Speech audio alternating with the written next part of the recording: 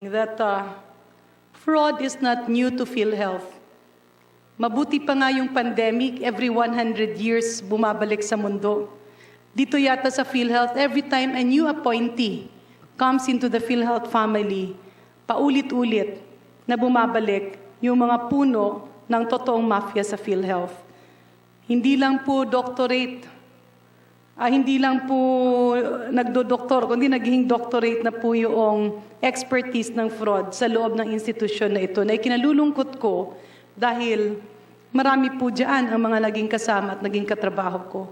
Mr. Chairman, way back 2001, that was actually the peak where fraud in PhilHealth was really discovered. This was mainly due to cataract. And if may we request General Morales and the other PhilHealth officials, because nung pumutok po ang cataract fraud na ito, nagkaroon, kinumission ng Department of Health yung isang grupo to come up with a report. That report was called the Seacrest Report. Doon po naka-entail, in detail, how fraud was being committed and where the collusion was actually happening. Unfortunately, instead of this report being used to instigate and to instill reforms, this report became a Bible where others started copying how fraud via cataract operations can be committed. I joined Congress in 2004 at nung pumasok na ako sa Kongreso, yung laban ng paglilinis ng PhilHealth ay dinala ko sa Kongreso.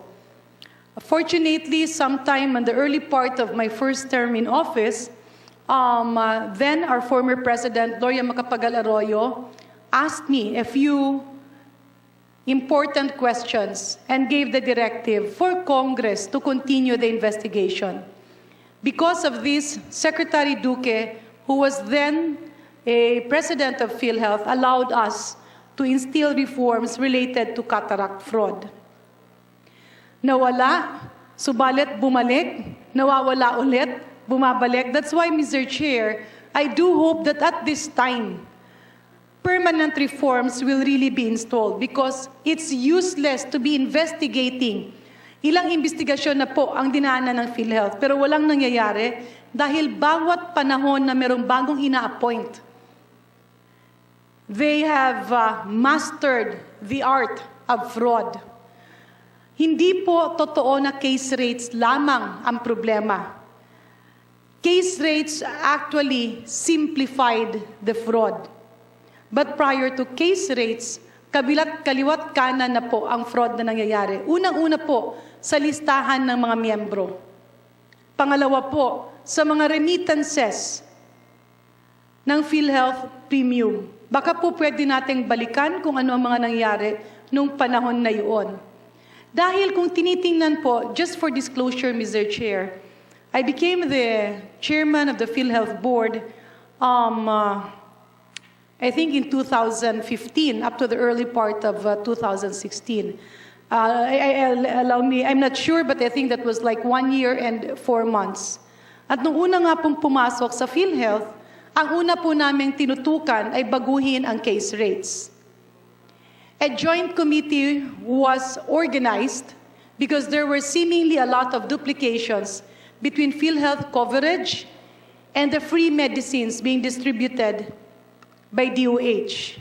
At ito po ang mga tinanggal. Example, magkakaroon po yung PhilHealth ng coverage na pamimigay sa ating mga rural health centers. These are packages, but the medicines actually covered are the same medicines that are already distributed by DOH for free.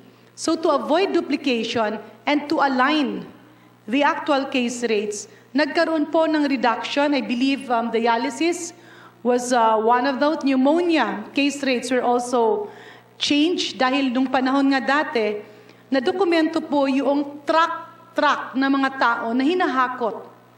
And the problem with this, Mr. Chair, yung mga miyembro ng PhilHealth tila naabuso. The reason why I am repeating this again, because we have been trying so hard to convey this to the leadership of PhilHealth. Unfortunately, every time the leadership changes, many people are made to believe that fraud does not exist. Kaya kung sa pandemya, kailangan nating tanggapin na totoo ang COVID and we have to coexist in order to solve the problem of this pandemic. Sa PhilHealth naman, kailangan po nating tanggapin that fraud is happening and that there is a syndicate inside, because if the leadership of PhilHealth will not recognize the existence of such syndicate, it will be very difficult to find solutions. Kanino po ba ang pera ng PhilHealth? Pakiulit po, Mr. Chairman. Mr. Chair, sino po ba ang may-ari ng pera ng PhilHealth? Ang taong bayan ang may-ari ng pera ng PhilHealth. Apologies, Mr. Chair, hindi ko masyadong narinig. Ano nga po yun? Sino yung may-ari ng... Congresswoman Garin, Mr. Chair, Honorable ang narinig ko po sa sinabi ng PhilHealth ay taong bayan daw po ang may-ari ng pera ng PhilHealth. General Morales, yes, please.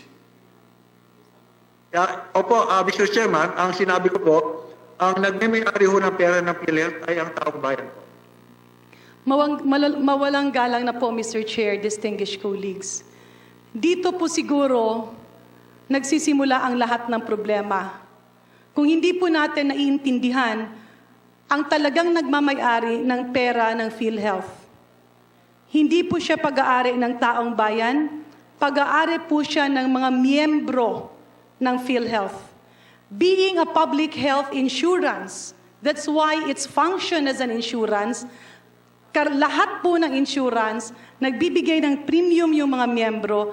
Kapag ikaw ay mga ilangan, yung insurance institusyon na yaan ang magbabayad ng iyong pangangailangan. And this is actually one of the biggest reasons of fraud. Marami po kasi ang umaabuso sa pondo ng PhilHealth sa pag-aakala nila na ito ang ninanakawan nila gobyerno lamang. While government subsidizes the premium of the indigents, when the government pays PhilHealth, that money becomes a money of all the members and the dependents of the Philippine Health Insurance. Kaya nga po insurance. So babalik po tayo, Honorable Mr. Garin, Chair. last question, please, if you may. Thank you. Mr. Chair, I would like to pursue the investigation on the legal basis of the IRM. May we also request an itemized list of who receive an interim reimbursement mechanism and who owns all these facilities. Sila ba may kinalaman sa COVID or wala? And Mr. Chair, I received information and I got hold of the memo that justification of the IRM has been deferred. Ibig po sabihin, pinakash advance natin ang bilyong-bilyong pera. Nung nahawakan na yung pera, sasabihin natin, ay, huwag nyo lang munang i-liquidate, mamaya na yan. Napakasakit po ng ganito. Because if you, the institution itself, tells the members who had a cash advance from the money of the PhilHealth members at sasabihin nyo, huwag nyo munang i-liquidate, ang ibig po sabihin nun is mas pinapatagal mo ang nakawan. Mr. Chair, my next question is on the rate of COVID testing. I am very happy that earlier during the course of this hearing, General Morales said they already adjusted the rates. Nagpapasalamat po tayo dyan. But in the first place, damage has already been done. Dahil nung naglagay ang PhilHealth ng maximum ceiling na reimbursement ng 8,000, was it 8,130? Magkano po ang maximum ceiling ng COVID test? In March po, yun ang maximum. Ano po yun? General Morales, can you please repeat? We did not understand. In March po, yun po ang maximum rate ng totally purchased by the hospital, ang materials for testing, 8,100. 8,150. In March. Did it ended in March? Sa pagkakaintindi ko, yung pagbabago lang po ng rates ng PhilHealth only came about when we were already investigating it in Congress when I filed the crushing COVID law. Doon lang po nagsimula.